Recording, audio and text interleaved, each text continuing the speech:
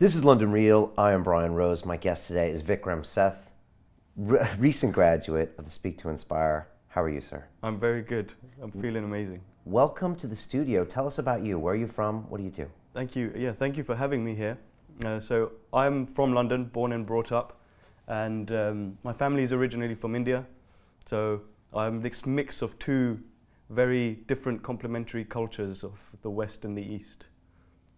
That's kind of fascinating. And what do you do? So I'm an economist by trade, and I left my job earlier this year, and now I am teaching dance classes. I'm running yoga, philosophical discussion workshops, and really helping people to reach their full potential through their own body. Okay. What was going on with you before you took this course? Internally, what was going on around you that made you want to take the leap to Speak to Inspire? So I've always been a storyteller, and one thing with storytellers is that I can get lost in the story, and I can just go off and keep telling you things, and I'll keep your interest, but what's the point of the story? And that's the biggest issue that I've had, is that I love the story, and I love just sharing that, and I love that, you know, that rapport that I end up building. But what am I actually giving you out of it? What's the structure? What's the point that I'm trying to make? And I've always struggled with that, whether it's been at work or even just sharing my ideas with people, because it's like my brain just keeps churning out the ideas, and I keep giving them to you without really consolidating what I'm trying to say. So what I've struggled with, particularly with speaking, is the structure. Okay. And why London Real? So I came across London Real earlier this year when you had a Ido Portal movement workshop. And like I said, so for me, everything is about the body. It's through the body, because we, particularly, you know, in the corporate world, we use our mind so much. We're almost neglecting the body and the spirit, and that's where it comes through. So I came across Ido Portal through your event, and I was just fascinated by both Ido and how you managed to get him in, and you filmed a documentary about him. And I was just like, wow, this guy is going in the direction that I've been thinking about. So I went to the Ido Portal movement workshop, and I was blown away by it. And of course I checked out Ido and all that, and I was like, well, Ido is based in Israel, and he's going around the world doing all this movement stuff, but Brian brought him here. So what is this London Real thing all about? And then I started checking out the videos, and it was just completely up my street. You know, I've been following Gary Vaynerchuk for the last 3-4 years, and everyone that I started to see on London Real watching your videos was of that quality, and that, you know, these guys who are really pushing it and lifting us all up, you know, taking humanity to the next level, which is the journey that I've been seeking, you know, humanity 2.0. And I was like, Brian's clocked it, you know, he's made, you know, and the thing is, I also resonated with you specifically because of your journey. You know, I saw your TEDx talk, and yeah, I wanted to go into investment banking, and then I ended up, I was in a, you know, a FTSE 100 company, completely absorbed in that world, and I was like, this is the route to riches, external and internal, you know, this is the whole point of life. But then I started to lose that and got disillusioned and started to feel like it's not that that's bad, but there's so much more. And why am I not exploring that? And that's what I felt, that you were sort of, you know, in that journey as well. And London Real is the way that you've been able to bring that out. And of course, with Dan Pena, you know, on your ass pushing you even further, it's just blown up. So I wanted a piece of that action. I like that piece of the action. What were those first 2 weeks like once you decided to join the course? You know, I introduced you to these 75 people around the world. I'm asking you to upload videos and go on Facebook Live. You got 2 live calls with me every week, a lot of assignments, the accountability doc. What was it like? Yeah, so I did not like that accountability doc at first. So I think I've heard many of the other graduates say it as well, but for me, that was critical, the accountability. In that first couple of weeks, I knew that this was going to be a different course because of the way it was pitched, the way that it was very clear that no one is left behind. I didn't know how no one would be left behind, but I just knew that it's going to be that way. And somehow you're going to make sure that we all get through this. And that's one of the biggest issues I found on online courses, is that, you know, I pay my money, I'm inspired, you know, I want to invest in myself. I want to grow, and I know that's the only way to do it. You know, you have to invest in yourself for you to grow. We're all happy to, you know, invest in a property, but the property, if you know, that can go into disrepair. You've always got yourself with you, and so that's crucial.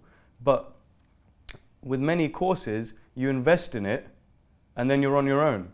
And you can watch these videos, you can sit there, and after a couple of videos, there's no one to tell you, you know, you were supposed to complete this in 2 days. It's been 3 months. There's no accountability. There's no one pushing you forward. And in those first couple of weeks, I suddenly realized how it works. And you know, there's at least 3 layers of accountability in the course. You've got yourself, the triple OG, right at the top, you know, pulling us through. And of course, you know, with your credibility and with your ethos and seeing you with all of these guests here, there's that level of respect and authority that you command, which is like, okay, I don't want to let Brian down. You know, I need to do this. But it goes way deeper than that, because that's not enough. And then at the next level, we've got the team leaders. You just happen to be mine, and that's why we had to kill it as well on top of that. And then you've got all of the peer support network. And that is the fundamental thing that I found that meant that this was completely different from many other courses, and even more powerful than teams I've worked in the office, you know, because where do you have 15, 20 people pushing you every single day saying, you put this in the accountability doc, you said you're going to do this, you know, you said that you were going to finish that whole module by Thursday, and it's now Wednesday night, and you've still only done 2 out of 10 activities. Come on, man, get on it. You know, and then everyone starts messaging each other, and we're just all on it. And everyone feels accountable to themselves, but they also feel accountable to the team leader, and then to you. And that's what we paid our money for. We paid to be pushed forwards. That's why we're paying this. Otherwise, I could have learned public speaking by myself. It would have just taken me, you know, 5 to 10 years, you know, learning all of those insights. So why am I here? That's why I'm here, and that's why I've got this structure around me to push me forwards. Mm. You took a leadership role really early on, and you were pushing Team Rose forward. You're now one of the team leaders for the next 12 months, and I really appreciate that. Thank you. What did you struggle with in the course? What was hard for you? So initially, my biggest problem was perfection. That's something that I struggle with a lot. I'm a perfectionist, so everything needs to be excellent or there's no point doing it.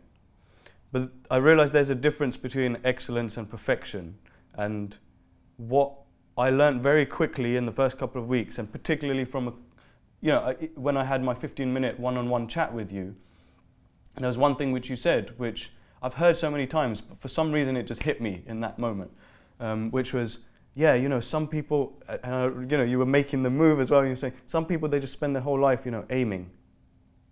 And they're just looking around and aiming, and they're just waiting. But some people come in and they're just like, aim, fire, pull the trigger. And that's why I realized that my perfection has caused me to just aim all the time. And the ideas keep building in my head over and over and over. And then I don't execute because I'm not pulling the trigger, because I'm looking for that perfect shot. There is no perfect shot. So I learned that really very quickly in that first couple of weeks. And then I realized, right, there's no perfect shot. What I'm going to do is I'm just going to get everything done.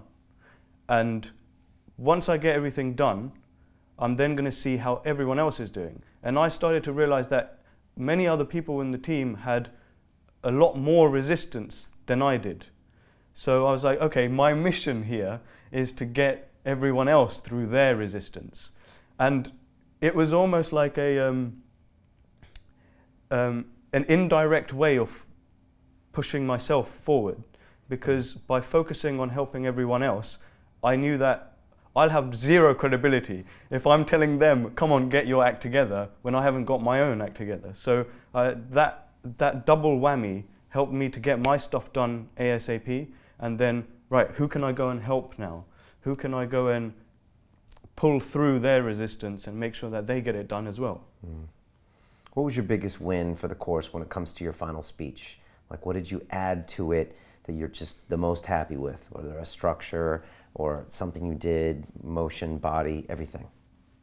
So very early on, I think one of the first things we needed to do in the course was to identify who our ideal speakers are, who our favorite speakers are, and channel their traits.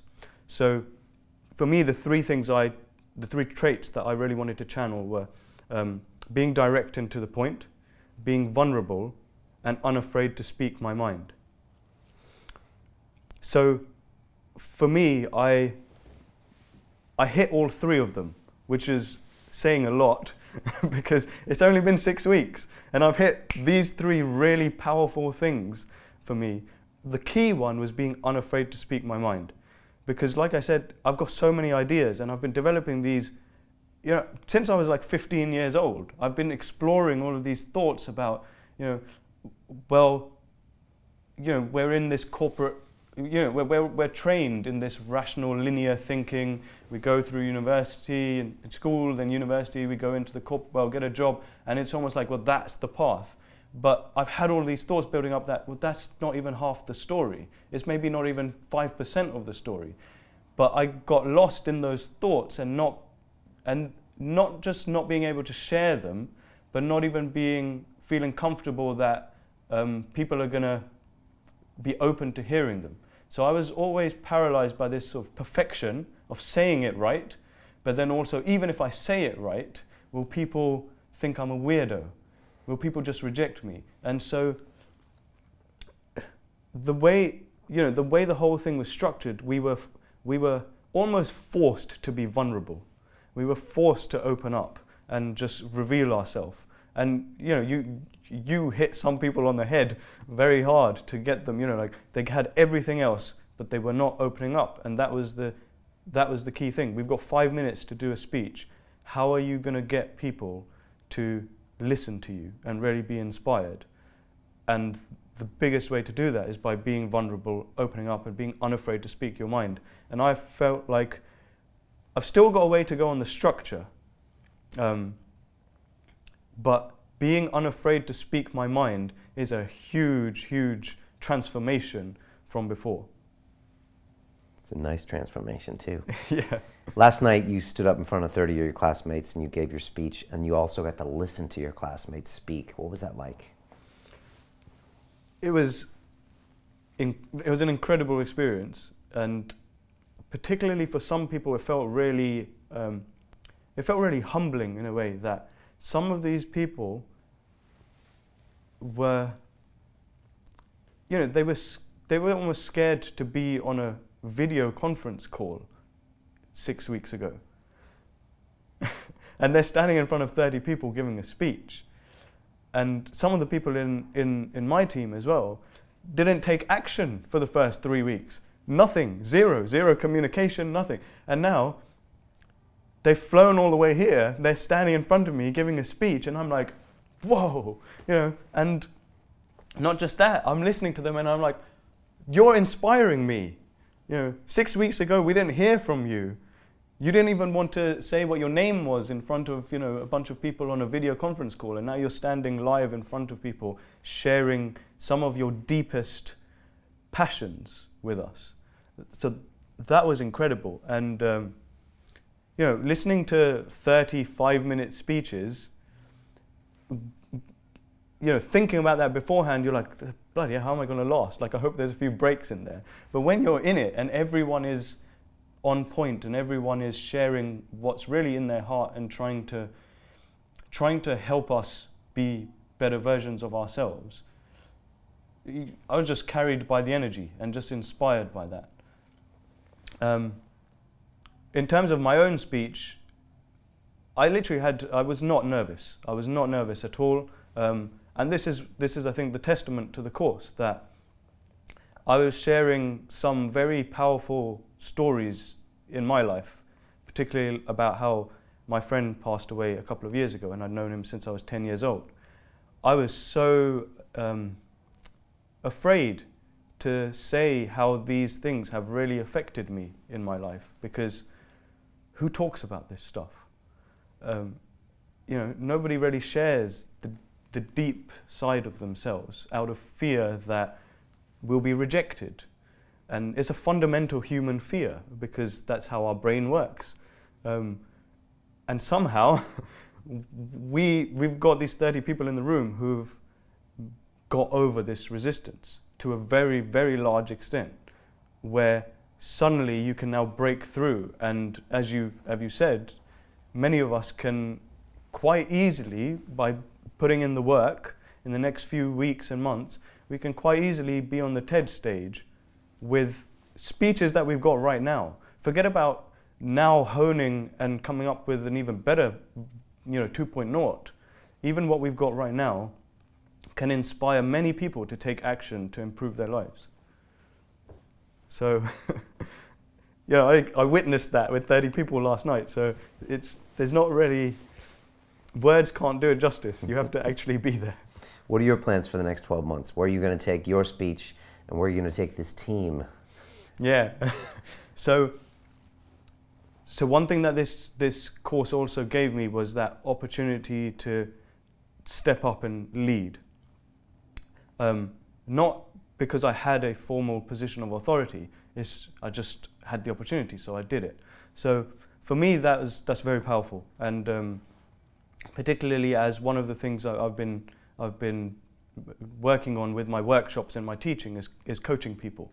So for me, what my vision before I get to myself is everyone else in this team has fundamental goals to help themselves for the next 12 months and to just blow themselves out of proportion. And we've got to help them achieve that. It's, we go, no ego, as you've drilled in. So I'm looking forward to that. There's so much, particularly in our team, Team Rose, there's so much energy. We've all just gelled together. So many of us made the effort to fly over to London to be here for a 3-day graduation event. There's no need for people to do that, but the community is so powerful, it just brought everyone together. So we're going to keep that energy and move forward and make sure everyone hits their goals. So for sure, monthly calls, but potentially even weekly calls to make sure we all just do it. We'll be meeting up, that's for sure as well, face to face. For myself, everything ties together, and that's my voice is even gone from all of this talking. It's a high quality problem, as they say. So for me, everything ties together, and I've even been able to understand my own journey and what I want to now create better from doing these 6 weeks, because in having to do a public speech, I've had to work out what the hell do I want to talk about. And what I want to talk about isn't just some random side issue, peripheral topic, which I'm just going to give for 5 minutes and then disappear. I wanted to talk about self-determination, and I wanted to talk about, our primal quest in life, that we all have this one thing that we're going for. And I'm still working on that speech, but the reason that topic's so important is because that's what I'm doing now. I've decided to determine where the direction of my own life goes. So every month next year, I'm running a workshop. It's already scheduled. I'll be running workshops starting in the UK and going around the world. And those workshops are really just, they're an excuse to get people together to explore the hidden side of themselves through the body, through meditation, through yoga, through philosophical discussion. And there's no reason that I can't use that same content and go around giving speeches on the same thing. So I do have the ambition for, by the end of 2018, I would have given a TED Talk, 100%. And you've inspired me to do that. I know there's a way to go, but that's the whole point. There's going to be a shitload of resistance. There's going to be a lot of stuff, probably much worse than just a sore throat. But for me, that's the aim. And to get there, I'm going to be doing, any opportunity I can find. I'm going to be doing free talks. I'm going to just get myself involved, go into co-working spaces, go into local schools, and just talk about self-determination. Humanity 2.0. That's my vision. That our whole society at the moment is built on half of our brain, our linear, rational, logical thinking. We almost have ignored the other side, the creative, non-linear. But all genius is in bringing these two things together. So if you can bring in that other half, that non-linear creativity, which, funny enough, our body allows us access to through movement, through meditation, bringing that in, imagine what kind of businesses are people going to be building? You'll have way more Elon Musks. You'll have way more people who are confident enough to break through their resistance. So these are the talks I want to give. And there's no reason why I can't do it. No reason at all. I love it. Vikram, if we were to walk outside and bump into the guy that didn't take this course, how is that Vikram different than the OG Mac Daddy I'm looking at? So he probably wouldn't have a beard. And he definitely wouldn't have a sore throat because he hasn't been flipping speaking. And in all likelihood, these ideas that I've just shared are not new, but I wouldn't have had the courage to mention them. They'd still be running around in my head, driving me insane, and I'll be making mind maps all day long, doing zero action with it. But a side effect of this course is that I've already booked in 12 workshops for next year. What's that got to do with public speaking? But it has everything to do with it. This community that we've got, there's so much, everyone is so like-minded that it's pulled me through so much more. Speaking to people who have been through the millionaire journey and got to the end and thought, well, what is this all about? And then they suddenly realize they're now looking in the same place I'm looking. Movement, breath. It's insane. So it's almost like it's like it's 10x'd who I was in just 6 weeks. Because if I can connect with all of these people who have such a varied experience through this course, which is so unexpected. I didn't expect that when I sign up for a public speaking course or a Speak to Inspire course, that actually I'm going to learn so much from the other people who are on it and understand the reasons that they're on it, and learn from that actually everyone has such a different journey, but we're all able to relate to each other and connect with each other and pull each other forwards. So that's a critical thing that I'm taking away from this. And like I said, we're all going to be connecting every single month, and we're going to continue to push each other forwards, whether or not there's the whole structure of the course around, or whether or not you're around to pull us through that resistance. I've now, I would say, internalized that understanding. And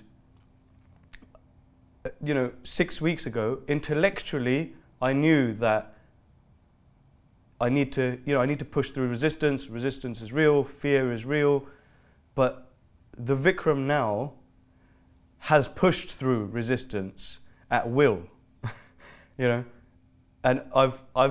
you know, I've just picked up my phone, and after 15 minutes of writing out a completely new speech and deciding I'm going to make this one a comedy, and I started talking about, okay, well, how has losing my hair at a young age helped my self-confidence? I'm just going to work out how to talk about that. And I just worked it out, 15 minutes, because I had to. I just picked up my phone, pressed the live button, and I went in, and I just gave a speech about that. Before, I would have spent weeks, you know, I would have spent weeks going, right, how do I perfect this? Okay, you know, I need to make sure I get this in. Let me test this out with about 15 people, get everyone's feedback, listen to all the feedback, tweak it to acknowledge their feedback. Forget all of that. Just pick it up, do it. Gary Vaynerchuk says, don't overthink. Do, then know, then decide. I was always stuck in the overthinking. And in this course, I did. Now I know, now I can decide. And that's powerful. Very powerful, very powerful. Last question for someone who's thinking about taking this course, but they're on the fence. Don't know if it's worth their time or the money investment. What would you say? So, what can be worth more than investing in yourself? It's such a simple question, but we have the most resistance to that. So I can understand, because I questioned that as well. And particularly since I don't have an income now, I'm like, well, how can I possibly invest money in this thing? But how can I not? Because if you want to make 10,000, 100,000, you have to invest something, right? And there's absolutely no value you can put on yourself, because the biggest business opportunity is ourselves. You can invest, you know, £10 or £1,000 in yourself and make that $1 billion. It's the limit. There is no limit. So what I would say 100% is, don't look at your resources, because that is resistance. Questioning, do I have this? Do I have the time? Do I have the money? That is all resistance. The question is, do I want this? Do I want to do this? What kind of person am I going to be when I come out the other side? And if I want to do that, you can decide to get through the resistance, because that's the test you're going to face all the time. And in fact, once you get through this resistance and you get to the other side and you decide, okay, now I've got the confidence to do a TED talk. Now I've got the ability to do that. Guess what? You're going to face a whole load more resistance, which is going to be at a way bigger level. So do you want to play the big game? And the big game isn't out in the world. The big game is your big game. Do you want to take yourself to your 2.0? Because if you do, then you've got to invest and you've got to do it. That's what I would say. Because otherwise, where the hell will you be? Vikram, you have changed a lot, brother, in the last 6 weeks. But, you know, you've really stepped up, man, and you really are a leader that everyone on the team looks towards. Thank you. And I can't wait to see this TED Talk. I can't wait to see what you do with your life, with all of these skills. And like you said, it's not just even about the speaking. It's just the fact that now you are just energized and you're on fire and you have a whole new perspective. And I think the whole class is the same. I think they feel empowered like they never were before. And I just need you all to promise me to go crush it. 100%. That's Boom. what I'm looking at. And I'll be watching you guys for the next 12 months, probably the next 12 years. Yeah. So as we like to say in London Real, welcome to the family. Thank you. Thanks for putting in the hard work, and thanks for leading this team forward. I look forward to more experiences with you, sir. Thank you very much, and thank you for taking us through. Thank you, sir. I appreciate it.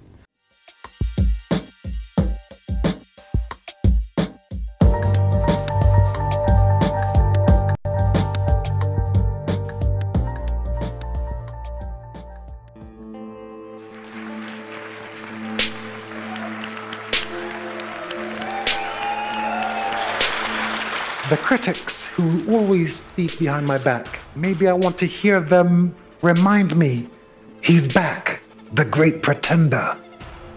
I hope this time he gets hurt. I love these guys. They give me fuel.